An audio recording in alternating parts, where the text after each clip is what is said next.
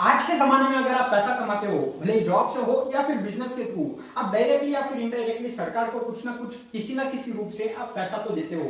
भले ही आप directly income tax शायद ना भरते हो, लेकिन फिर भी आप इनडायरेक्टली जब आप बाजार में कुछ खरीदने जाते हो, जैसे कि बेसिक आइटम में पकड़ लेता हूँ, साबुन, टूथपेस्ट, ब्रश, घी, चाय पत्ती, कुछ भी हो जाए, वहां से लेकर बड़े बड़े इलेक्ट्रॉनिक्स तक, जैसे कि टीवी हो गया, फ्रिज हो गया, लैपटॉप हो गया और स्मार्टफोन हो गया, कुछ भी हो सकता है, वहां तक आपको टैक्स देना पड़ता है। यहाँ पर आपने कुछ समझा कि जब आप पैसा कमाते हो, इनकम टैक्स, वहां पर भी आपको टैक्स देना पड़ता है, और जब आप खर्चा करते हो, जीएसटी के तौर पर भी आपको पैसा देना पड़ता है। मतलब आप कुछ भी एक ट्रांजैक्शन करते हो तो वहां पर सरकार पैसा कमाता है और आप वहां पर गवाते हो। लेकिन क्या हो अगर मैं आज के इस वीडियो में कुछ ऐसा बताऊं कि जहां पर आपकी कमाई हो वहां पर बिल्कुल 0% टैक्स लगे। जी हाँ, आप भले ही हजारों करोड़ कमाओ, उसको 100% सरकार को भी दिखा सकते हो और वो टैक्स उस पर कुछ भी नहीं लगेगा। तो कैसा होगा?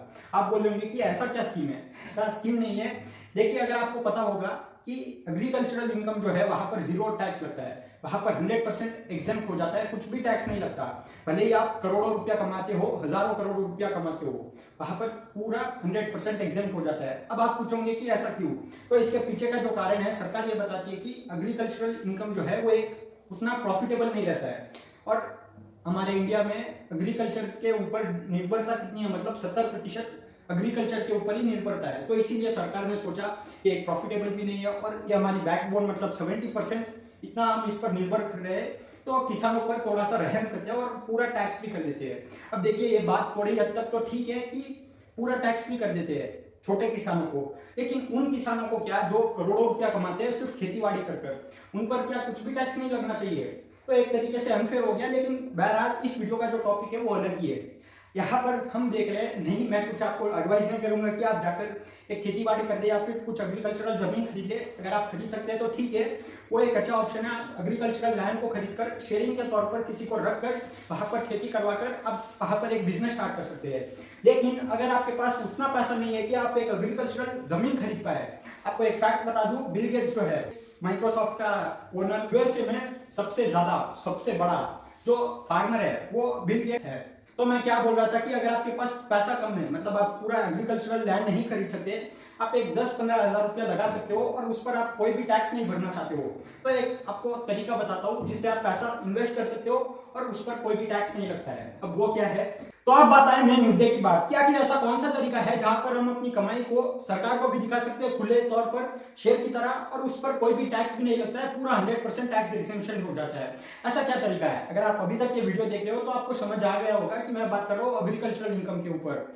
अब देखिए, यहाँ पर एग्रीकल्चरल इनकम जो है, आप तो यहाँ पर खरीद नहीं रहे जमीन, तो आप क्या कर सकते हो, आप किसी कंपनी को दे सकते हो जो खेती बाड़ी कर रही है। तो आपने उनको दिया, उन्होंने खेतीबाड़ी किया, वहां से जो कमाया वो हमको भी थोड़ा सा रिटर्न देते थे, थोड़ा सा वो भी रख लेते हैं। लेकिन मैं आज बात कर रहा हूँ ग्रोपीटल की, ये कोई भी स्पॉन्सर वीडियो नहीं है, जस्ट आपको एजुकेशन के लिए आपको बता रहा हूँ कि ऐसा भी कोई मार्केट में ऐसा तरीका है जहां पर आप अपनी कमाई के ऊपर कोई भी टैक्स देने की जरूरत नहीं है। तो अब ग्रोपीटल क्या करता है, वो खेतीबाड़ी करता है, वहां से जो भी पैसा कमाता है वो हमें भी थोड़ा बहुत कुछ रिटर्न दे देता है। आप यहाँ पर देख सकते हैं कि कितने टेन्यूर पर, मतलब कितने सालों तक अगर आप रखेंगे तो कितना परसेंट आपको मिलेगा। अभी तक मैंने जो बात किया है, जिन्होंने इस स्कीम में इन्वेस्ट किया है, तो उनको अभी तक कोई भी दिक्कत नहीं आई है, उनको सीधा साधा एक पेमेंट मिल गया है। यहाँ पर आप देख सकते हो मंथली और क्वार्टरली यानी हर 3 महीने में यहाँ पर आपको पैसा आपके बैंक अकाउंट में क्रेडिट हो जाता है। अब देखिए, यहाँ पर ये सेफ है या फिर रिस्की है? अब देखिए, उससे पहले आप ये समझिए कि सेफ इन्वेस्टमेंट क्या होता है और रिस्की इन्वेस्टमेंट क्या होता है। सेफ इन्वेस्टमेंट मतलब आपने पैसा डाला और आपको कोई भी दिक्कत नहीं हो, कुछ भी हो जाए, भले ही दुनिया इधर से उधर हो जाए, दुनिया ही तबाह हो जाए, लेकिन आपका अपना पैसा आराम से मिल जाएगा।